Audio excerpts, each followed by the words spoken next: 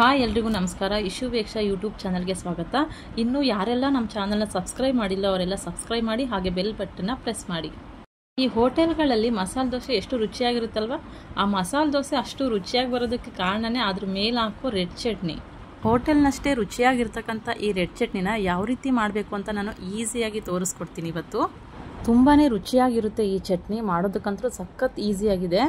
ಚಟ್ನಿಗೆ ಬೇಕಾಗಿರೋ ಇಂಗ್ರೀಡಿಯೆಂಟ್ಸು ಮೆಣಸಿನ್ಕಾಯಿ, ಬೆಳ್ಳುಳ್ಳಿ, ಜೀರಿಗೆ, ಉಪ್ಪು, ಕರಿಬೇವು, ಹಾಗೆ ಕೊತ್ತಂಬರಿ ಕಾಳು. ನಾನಿಲ್ಲಿ ಬ್ಯಾಡಗೆ ಮೆಣಸಿನ್ಕಾಯಿನ ರಾತ್ರಿನೇ ನೆನೆಸಿಟ್ಕೊಂಡಿದ್ದೆ, ಯಾಕೆಂದರೆ ರುಬ್ಬೋದಕ್ಕೆ ಈಸಿ ಆಗಲಿ ಅಂತ. ನೀವು ಬೇಕಿದ್ರೆ ಡೈರೆಕ್ಟಾಗಿ ಹಾಗೇನೂ ಹಾಕೋಬೋದು, ಏನು ತೊಂದರೆ ಇಲ್ಲ. ಇವಾಗ ಧನಿಯಾ ಹಾಕೋತಿದ್ದೀನಿ, ಅವನೇ ಹುರಿದಿಲ್ಲ, ಡೈರೆಕ್ಟ್ ಹಂಗೇನೆ ಹಾಕ್ಕೊಂಡಿದ್ದೀನಿ. ನಂತರ ಸಿಪ್ಪೆನ ತೆಗೆದಿರ್ತಕ್ಕಂತಹ 3 ಬೆಳ್ಳುಳ್ಳಿ, ದಪ್ಪ ಆದಂಥ 3 ಬೆಳ್ಳುಳ್ಳಿನ ಹಾಕ್ಕೊಂಡಿದ್ದೀನಿ.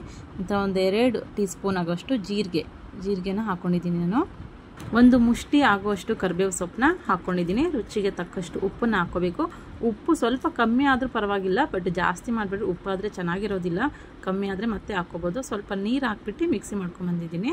ನೋಡಿ, ಈ ಥರ ಇರಬೇಕು. ತುಂಬ ಸಾಫ್ಟಾಗೂ ಇರಬಾರ್ದು, ತುಂಬ ತರಿಯಾಗೂ ಇರಬಾರ್ದು, ಹಾಗೆ ತುಂಬ ತೆಳುವಾಗೂ ಇರಬಾರ್ದು, ತುಂಬ ಗಟ್ಟಿನೂ ಇರಬಾರ್ದು. ಈ ಥರ ಟೆಕ್ಸ್ಚರ್ ಕರೆಕ್ಟಾಗಿದೆ.